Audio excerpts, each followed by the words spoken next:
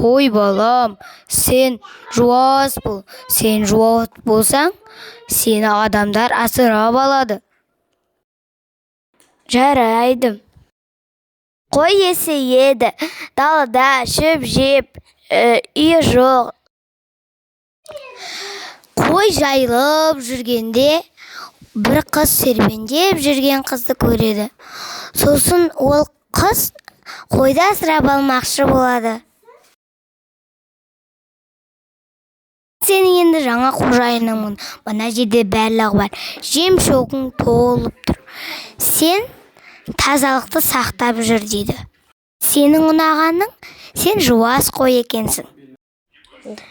Мына жер рахат екен. Әкемнің айтқаны өтірік емес екен.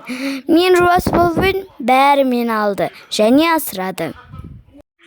Мені ол жақсы көріп қалды. Мен бұзық болсам да, бұзық болмасам да, мені ол алады. Мен мына шөпті шашқым кеп тұр.